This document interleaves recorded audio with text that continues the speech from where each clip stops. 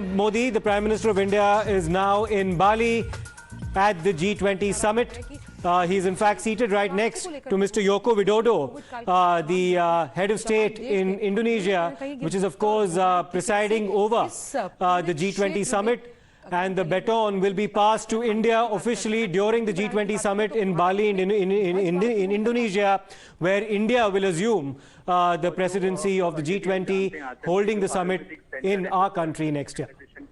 साथ कोलैबोरेशन में जो एस्टैब्लिश किया गया है वो भारत में किया गया है। तो दुनिया भारत के आयुष को या फिर आयुर्वेद की पावर को समझती है और जानती है।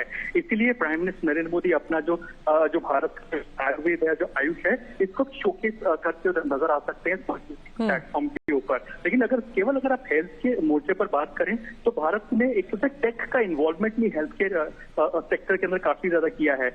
आरोग्य सेतु ऐप अगर आपको याद, Aarogya Setu app Right, so that's Prime Minister Narendra Modi seated at the G20 summit. Let me in fact go across to Srinjoy for more on this. Srinjoy, there was a very interesting bilateral yesterday between Joe Biden as well as Xi Jinping of China. What can we expect from the G20 proceedings today, where we can see Prime Minister Modi seated right next to Mr. Joko Widodo of Indonesia?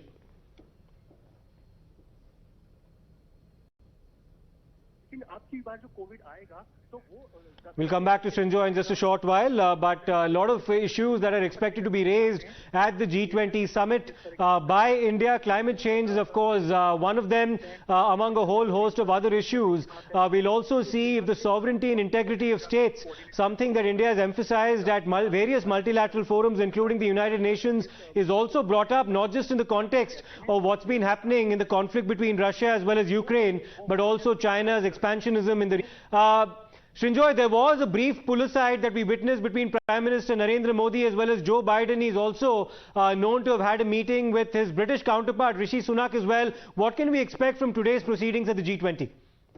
Today there are no bilaterals, but tomorrow there could be about 8 or 9 bilaterals, because bilaterals usually last about 30 to 45 minutes, and one expects at least 8 or 9 bilaterals tomorrow. Widodo is definitely going to happen. That is the Indonesian leader.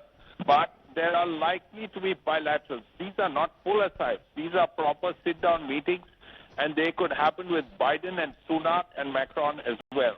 All three we are hearing are on the agenda. The announcement has not been made. Of course, the U.S. National Security Advisor has made it clear that President Biden is looking forward to meeting Modi. So you can expect a bilateral with Biden tomorrow. But we are also hearing Rishi Sunak is possible, Macron is also possible. There could be another, apart from these three, another 5 bilaterals. What we don't know is whether there will be one with Xi Jinping or not. That has not been announced as yet. We don't know about that. But the other 3, the one with Biden, well, the Americans themselves have spoken about it. Yeah. So you could expect that to happen also with Rishi Sunak and also with Macron. Macron and Prime Minister get along very well, and it's entirely likely that there will be a bilateral between the French President and the Indian Prime Minister.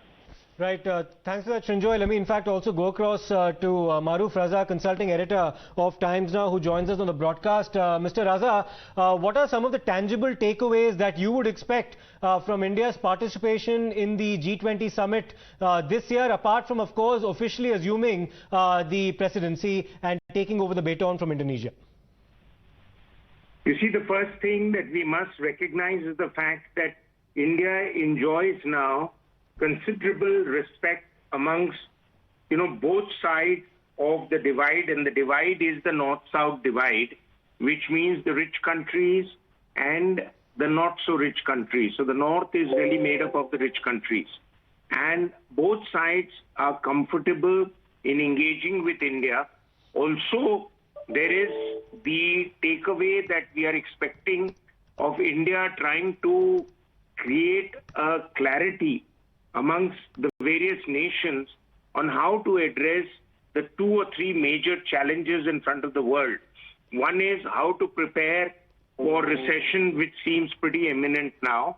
And the other is to prepare the world for a post-pandemic economic engagement amongst the countries, because there seems to be a divide between the countries that are extremely wealthy and in the West and the countries that seem to look up to China for leadership, and China of almost every major international engagement.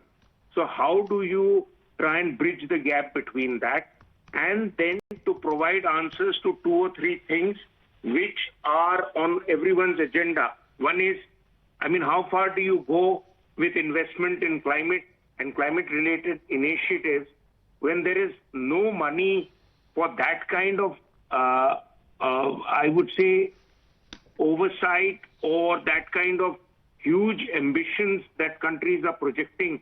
It's going to take India trillions and trillions to try and reach zero emission.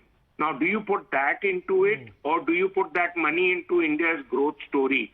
Because India could become the next manufacturing go-to destination if we do all the right things, with China's economy slowing down and the world not wanting to engage with China endlessly. And the other challenge is regarding how the world economies can come around to addressing debt. There is a sovereign debt problem a number of countries in our neighborhood itself have. Pakistan and Sri Lanka are the most prominent cases, but Nepal and Maldives are not too far away. So therefore, how do you address those issues in a global way?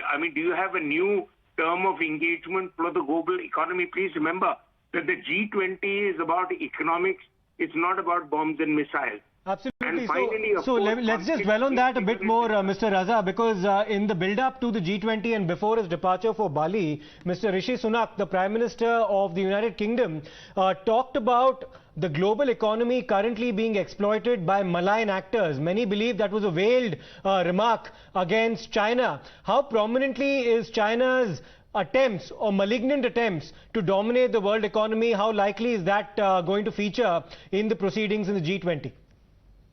Yes, absolutely, because what has happened is that the world is trying to find an answer to China's growing economic heft, even though when its economy has slowed down. But China is on a very aggressive mode, and China would like to emerge more and more as the go-to destination for countries that have been frustrated with the ways the West has exploited them in the past.